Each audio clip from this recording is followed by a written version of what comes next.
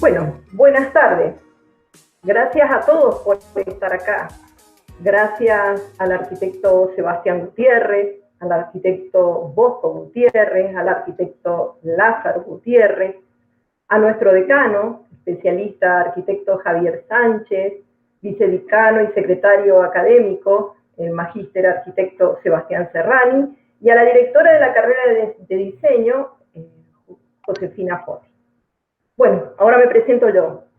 Bueno, yo soy la coordinadora de la carrera de arquitectura, sede San Rafael, especialista arquitecta Laura Pozo, y les doy la bienvenida a la cuarta edición de este EDA 2020, que es el encuentro, EDA es el encuentro del diseño y la arquitectura. Y este año es en un año especial, porque estamos en el marco del 60 aniversario de la Universidad de Mendoza. Y por ser así de especial, cuando comenzamos a organizar esta tercera edición del EDA, reflexionamos sobre la esencia, ¿sí? La esencia de la universidad, lo que es esencial para la FAUD, y de ahí nace lo que es el eslogan EDA 2020, que es explorar lo esencial de la FAUD en la virtualidad. Porque para la FAUD lo esencial es la vanguardia, la expresión, lo sensorial, el sentido de pertenencia como un gesto de apertura de la arquitectura y el diseño al encuentro. Pero hay otra parte del eslogan que explora lo esencial de la FAUD en la virtualidad, la virtualidad. Y ahí es donde nos dimos cuenta que es la llave que nos abre al mundo, que nos permite atravesar fronteras y posibilitar el acercamiento, que en este caso, hoy, el acercamiento es de los arquitectos del Estudio Bosco con la Facultad de Arquitectura, Urbanismo y Diseño de la Universidad de Mendoza, pero la FAUD en su totalidad, ¿sí? Y con esto me estoy refiriendo a sede Central, sede Río Cuarto y sede San Rafael. Pero también es el acercamiento con todos ustedes. Así que bueno, y hablando de esencia, ¿no?, que es tan importante, la coordinadora de la carrera de diseño, arquitecta Agustina Mercado Muros, les va a poder contar sobre los arquitectos invitados. Agustina. Gracias, Laura, por la presentación. Gracias, Bosco Gutiérrez Cortina, por acompañarnos y darnos la posibilidad de este espacio para con la FAUD de la Universidad de Mendoza. Gracias, Lázaro y Sebastián, por estar también presentes en el día de hoy. Gracias, autoridades, por acompañarnos en este encuentro del diseño y la arquitectura. Y bueno, ¿qué decir de este gran despacho de arquitectura que no solamente es de arquitectura, sino que también trabaja el diseño de interiores, ¿no es cierto?, con un especial énfasis en relación a lo que sucede en el exterior, pero esa simbiosis que se produce con el interiorismo, ¿no es cierto? Esta firma, Bosco Arquitectos, está encabezada por el arquitecto Bosco Gutiérrez Cortina, con sus dos hijos, arquitectos también, Lázaro Gutiérrez Cortina y Sebastián Gutiérrez Cortina. La firma fue fundada en el año 1983 y hoy en día, gracias a su gran trayectoria, cuenta con más de 200 obras construidas a lo largo de los años. Buscan una arquitectura coherente con México, pero también coherente con toda Hispanoamérica, tratando de ser contemporáneos, pero siempre muy conscientes de nuestras raíces culturales provenientes de España. Han hecho publicaciones en revistas internacionales, tales como National Geographic, Architectural Records de Estados Unidos, han disertado en distintos países y en distintas partes del mundo. Al día de hoy han disertado en 22 países sobre arquitectura y sobre las vivencias que ha tenido Bosco Gutiérrez Cortina. También han disertado en el Pacific Design Center sobre la riqueza del espacio interior. El arquitecto Bosco Gutiérrez Cortina es actualmente miembro de la Academia Mexicana de Arquitectura. Su gran obra, su casa, su vivienda, obtuvo, allá por los años 1990, el primer premio de la Bienal de Arquitectura de México. También han tenido otros reconocimientos de otros proyectos, tanto de la arquitectura, pero también han obtenido premios y galardones respecto al diseño de interiorismo. Sobre lo vivenciado por Bosco, en el año 1990, se han hecho públicos sus vivencias sobre un secuestro. Ese secuestro fue una bisagra en su vida y que seguramente hoy algo nos estará comentando también, porque la arquitectura tuvo que ver en la comunicación que pudo obtener con su familia. Sobre ese secuestro se han hecho publicaciones, se han hecho libros, se ha hecho una película. Hoy en día podemos contar con su libro 257 días, historia de un secuestro, que es la recopilación de todos sus escritos referidos a la vivencia que él tuvo durante ese tiempo de secuestro, ¿no? En donde se enriqueció su vida desde esa experiencia y que por supuesto tuvo influencia en lo que fue su arquitectura y en lo que es hoy la firma Bosco Arquitectos de México. Les damos la bienvenida a los disertantes. Es un placer para nosotros tenerlos presentes hoy en esta conferencia que es parte del encuentro del diseño y la arquitectura de la Facultad de Arquitectura, Urbanismo y Diseño de la Universidad de Mendoza. Bienvenidos y muchas gracias por estar con nosotros en esta tarde tan especial. Muchas gracias. Muchas gracias por su invitación. Para mí es un honor y para mis hijos, Lázaro, Sebastián, estar con ustedes y pasar las fronteras a través de estos medios maravillosos digitales. Vamos a hacer un recorrido un poco de nuestra historia y con gusto ahí vamos un poco intercambiando nuestra filosofía de diseño, que para nosotros es muy importante y fundamental, y creo que podemos en un futuro también, cuentan con nosotros, nos encantaría seguir participando con ustedes en estas charlas, puesto que son enriquecedoras para ambos lados. Entonces vamos a empezar con esta presentación. Es una presentación que voy a alternar con mis hijos en todo su contenido. Bueno, pues Bosco Arquitectos sobre todo es una empresa en la que hemos tratado siempre de darle crédito a nuestro equipo. En nuestro equipo varía de tamaño, de más o menos entre 30 y 70 arquitectos, dependiendo de cómo vienen los trabajos, como ustedes lo saben, pero la gente es fundamental.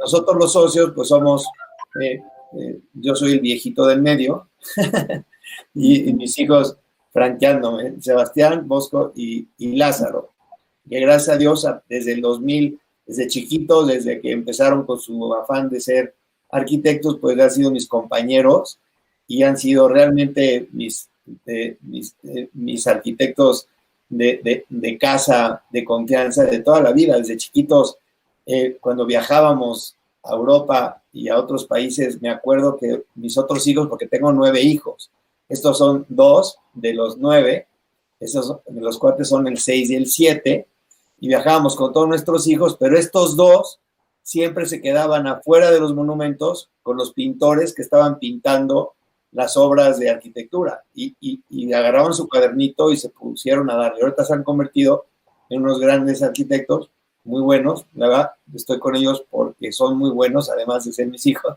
pero también porque nos llevamos muy bien, hacemos un gran equipo y son verdaderos artistas, son muy buenos acuarelistas, hacen escultura, acuarela y me acompañan en la parte de la arquitectura. O sea que la versión, la verdad es que estoy muy orgulloso de ella. Bueno, pues nuestro despacho empezó, ya, le cambio, y siempre con una cuestión muy muy en nuestro interior de dónde estamos parados. Mi papá fue una persona que se dedicó a la construcción, ingeniero civil. Él siempre me respetó la parte creativa. Y cuando yo ya terminé mi carrera, cuando me recibí de arquitecto, que llegué con mi padre, que tenía una empresa importante de construcción, dije, donde quieras me voy, ¿a qué trinchera me voy a ir? Me dijo, Bosco, aquí no hay lugar para ti, porque tú eres un creativo y tú necesitas irte con un arquitecto para hacer tu profesión de arquitectura. Él entendía muy bien, porque trabajó para muchos despachos, y entendía muy bien que yo no era un constructor, que era realmente un arquitecto. De plano me dijo, vete a quien más admires. Y una de las cosas que le aprendí a mi papá es que mi papá fue una persona amante de la arquitectura mexicana y de la cultura mexicana, y obviamente de Latinoamérica. Él era una persona orgulloso de su herencia prehispánica y española, y siempre este binomio para mí me llamó muchísimo la atención. Y de los arquitectos activos en ese momento, en esta línea de arquitectura, se puede decir pues, que eran Ricardo Legorreta y Luis Barragán. Esta arquitectura mexicana del siglo XVI que se fusiona, pues es lo que nos lleva a ubicarnos en donde nos gustaría estar, o sea, hacer algo consciente de esta herencia, pero contemporánea en tema de contemporaneidad. Aquí vemos un poquito pues, lo que siempre aprendimos, lo que pasa que no lo hemos concientizado. O sea, las ruinas prehispánicas no eran ruinas de piedra, eran llenas de color, eran explosiones de color, una simplicidad formal, y ves un paralelismo entre, por ejemplo, aquí estas ruinas prehispánicas y, por ejemplo, la Alhambra de Granada a la derecha, donde ves pues, esa relación formal, y todo esto, pues yo como que lo fui heredando, pero lo fui concientizando una vez que yo entré en la parte de diseño arquitectónico. Dije, ¿dónde debo de estar parado? Yo debo estar parado en esta fusión cultural con alta responsabilidad y alto orgullo, porque tenemos una herencia cultural verdaderamente exportable, en donde podemos realmente tener una mina de desarrollo invaluable. En ese camino, buscando aves que van en esta dirección, pues empecé a entrar en contacto con estas personas que ven ahí, ¿no? El primero, evidentemente, fue Luis Barragán. Luis Barragán era muy amigo de mi abuelo materno, fue el primero a quien yo acudí para buscar trabajo una vez que yo salí de arquitectura. Él, en esa época, en 1976, me dijo, Bosco, vete con Ricardo Legorreta, porque Ricardo Legorreta es el que tiene más trabajo. Y Ricardo Legorreta en ese momento tenía muchísimo trabajo y era un despacho sumamente reconocido. Es más, mi padre estaba construyendo algunas obras de Ricardo, como por ejemplo el Camino Real de Ixtapa y algunas otras obras como el Camino Real de México. También lo había hecho mi padre con Ricardo Legorreta. Y Ricardo Legorreta era muy amigo de mis papás, más chico que ellos, digamos que una edad intermedia entre mis hermanos grandes y mis papás. Era que yo tenía el privilegio de llevarme con Ricardo de tú. En su despacho prácticamente todo el mundo hablaba de usted con él, menos yo, que era yo el amigo, y tuve el privilegio de estar cerca de él muchos años. En estos años que tuve con él, de 76 a 82, el punto de contacto de Ricardo para revisar temas con Luis Barragán, pues era yo.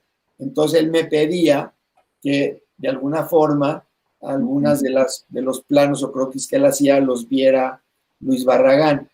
Yo me iba a casa de Luis Barragán pues ya estaba grande, pues tendría 76, 78 años, se murió de 84, o sea, fueron unos 8 años antes de haber fallecido Luis Barragán.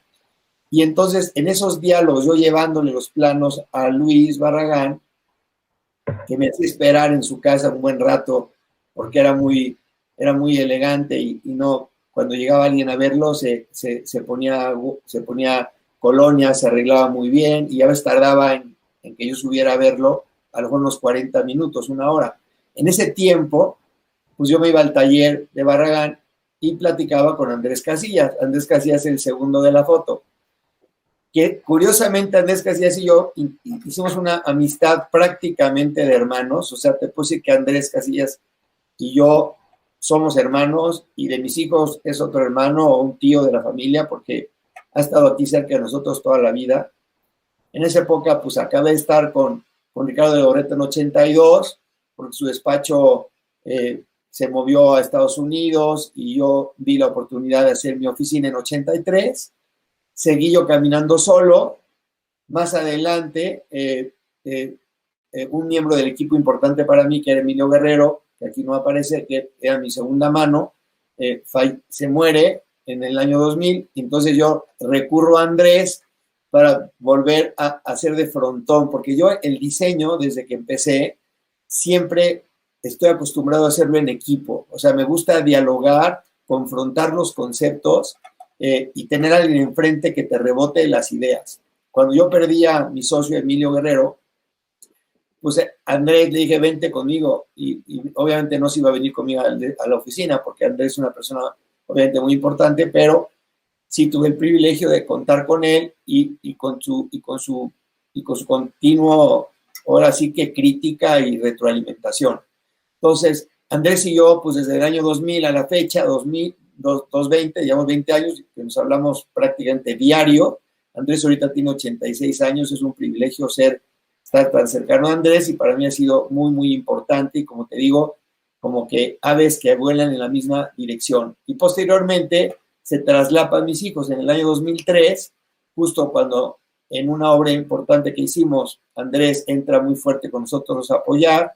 Mis hijos jovencitos empiezan a estudiar preparatoria y luego la carrera, y siempre de la mano, un poco apoyados en la oficina, apoyados en Andrés, y actualmente pues ya somos socios los tres. Pero ahí ven un poquito la línea, cómo es interesante, cómo esto de Luis Barragán, que tanto mundo conoce por el premio Pritzker, y es un genio Luis Barragán. La verdad, yo le aprendí muchísimo a Luis, y una de las cosas que te puedo decir es que, como siempre decimos, él descubrió una mina que es la fusión de la arquitectura mexicana con la española de una forma contemporánea, y sobre todo haciendo énfasis en la emotividad de los espacios. O sea, ¿para qué es la arquitectura? La arquitectura es para mover emociones, es para tenerte contento, es para que el cliente disfrute, viva, sea feliz, para que cumpla los objetivos de la obra de la mejor manera. Por eso dice que la coherencia de una obra arquitectónica es aquella que evoca la razón por la cual fue construida. Y en esa definición, pues ahí, como decía Luis Barragán, una iglesia es para rezar, y una iglesia que no te invite a rezar no cumple con su función de haber sido creada para eso. Un auditorio es hecho para hablar cómodamente, un comedor para comer cómodamente, una casa para vivir, etc. Entonces, siempre con ese enfoque de las personas, creo que es un tema muy interesante que aprendí de Luis Barragán, y creo que nosotros lo que hemos intentado es seguir esa mina por diferentes recorridos, a unas escalas que, como van a ver, son diferentísimas a las que en su momento le tocaron al arquitecto Barragán. Bosco, y aprovecho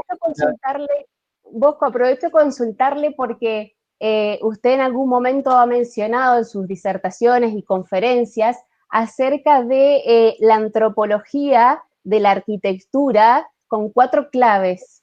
Si nos puede contar un poco de eso, ¿cuáles son las 4 claves que Luis Barragán en uno de sus discursos tan conocidos pudo dar?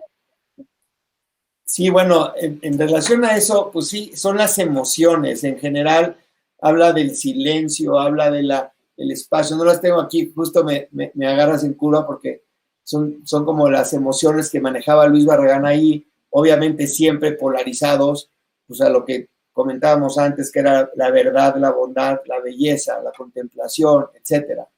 Creo que un poquito más adelante, ahorita en las otras fotos, vamos a empezar a recorrer ese camino de esas emociones, y van a quedar un poquito en pie esas situaciones que han sido como motrices en todo lo que hacemos, si te parece. Por supuesto que sí, gracias. Entonces, esta primera obra, que fue la oficina, Este fue el estudio de Bosco Arquitectos en 1987, y esta es una construcción que es interesante y la comento por lo siguiente. México, la Ciudad de México es una ciudad, la verdad, urbanamente muy agresiva. Esta calle donde está la oficina, este estudio, pues es una calle con mucho tráfico, muy contaminada visualmente, urbanamente muy contaminada de cables, postes, etcétera, como ustedes saben que son las ciudades complicadas. Y entonces, ante esa realidad, la respuesta nuestra fue cerrarnos con un muro. Yo me acuerdo la definición de Luis Barragán cuando estaba enfrente de su casa una vez, que le pregunté al arquitecto Barragán, le dije, arquitecto, ¿por qué la fachada de usted es un muro? Y la verdad, la de Luis Barragán ni siquiera pintada, o sea, la casa de Luis Barragán era en concreto de cemento aparente, ni siquiera se dedicó a pintarla. Yo todavía aquí ahorita cuento del color, pero Barragán me contestó, a un mundo agresivo hay que responderle igual, ¿no? Así me dijo. Y luego abrías la puerta de la casa de Barragán, que era una placa de cemento liso, y encontrabas una riqueza interior impresionante que prácticamente te sientas a llorar. Obviamente, con sus limitaciones del maestro, pero nosotros cuando tuvimos este terreno para hacer el estudio en 87, pues hicimos un poco lo mismo, pero en este caso pusimos una señal de color. Y como uno de los vecinos me decía de la calle, me decía, Bosco, ya extraño que la flor cambie de color, porque cada 5 años, una cosa así, nosotros la cambiamos de color. Últimamente ya no la hemos cambiado y pronto la cambiaremos, pero sí es una placa de color en medio de una calle agresiva que, siendo una cosa muy, digamos, contrastante, resultaba ser un alivio de color y de alegría para la gente que circulaba, y se convirtió la oficina en los años como en un punto de referencia. Yo aquí puse abajo de esta foto unas frasecitas que me ayudan a mí a platicar de cuestiones en concreto, o sea, cómo concretas la herencia de Luis Barragán, cómo concretas estas cosas en arquitectura mexicana, o sea, cuál es tu base filosófica. Yo me acuerdo que con Ricardo Legorreta era muy, muy importante tener un concepto muy, muy definido y estar apasionado en un concepto. Entonces yo necesitaba en ese momento una base filosófica, digamos que concreta. ¿Cómo la concretas en una obra? Y yo empecé a manejar 3 principios, que inclusive algunas veces los he platicado mucho. Alguna vez lo platiqué con Barragán y otras con Ricardo y otra vez, y mucho con Andrés y con mis hijos. Y enrondamos en estos 3 principios. Número 1, lograr una simplicidad formal. Ahorita va a quedar un poco descrito este principio, pero es tratar que en los proyectos la forma, y lo viste en las fotos prehispánicas y las españolas de la Alhambra, realmente la simplicidad formal es un tema hereditario, es un tema cultural. O sea, nuestros antepasados hacían las pirámides prehispánicas, eran verdaderas esculturas. Y así lo mismo en la arquitectura árabe, que influye el sur de España, que ves la Alhambra de Granada, otras cosas, ves también esa volumetría simplificada, como que reserva la riqueza para el interior. Y entonces abre un segundo capítulo que es muy importante, que es espíritu de descubrimiento, mantener alto el espíritu de descubrimiento. ¿Qué te trae detrás de esta placa? O sea, ¿qué hay detrás de esta placa de color? Pues siempre va a ser un misterio, pero ese misterio es atractivo. Y perdonando la comparación, pero es que si tú te abres, decía Luis Barragán un tema que decía que la arquitectura era como las mujeres bonitas, que tienes que descubrirlas poquito a poco porque si no se hace vulgar. Y esto muy curioso que decía Luis, pues es eso, o sea, es lo contrario a una arquitectura que se abre al exterior, despojando el interior. Es lo que dice que ha sido un error sustituir el abrigo de los muros con la intemperie de los ventanales. Bueno, entonces toda esta carga filosófica que heredé y que me apasionó, pues se tradujo en la primera oficina que está aquí con esas cosas. Y el tercer elemento que no podemos negar en México y en Latinoamérica es el color. Primero porque el sol, el cielo que tenemos, pues es especial. No estamos en otras latitudes grises. Nuestra cultura es el color. En México, ves, los pueblos están llenos de color, la artesanía está llena de color, porque somos sensibles al color. Entendiendo que el color para nosotros empieza con el blanco. Nosotros empezamos siempre a hacer el estudio de las formas arquitectónicas en blanco, pero tenemos total libertad de ver que el color que se nos presente nos pida a cada espacio, en conjunto con los interiores, una armonía de color interno, ¿no? Que eso dejamos que la obra y cada cliente también pida lo que necesita, ¿no? Cabe también mencionar en forma importantísima la labor que tenemos los arquitectos para postular, para ir haciendo consciente al cliente de su necesidad de ser coherente culturalmente, porque hay muchos clientes que te piden un tema de estilo norteamericano estando en México, o te piden una arquitectura europea estando en México, y tienes que convencerlo de que lo que le conviene es ser coherente con el clima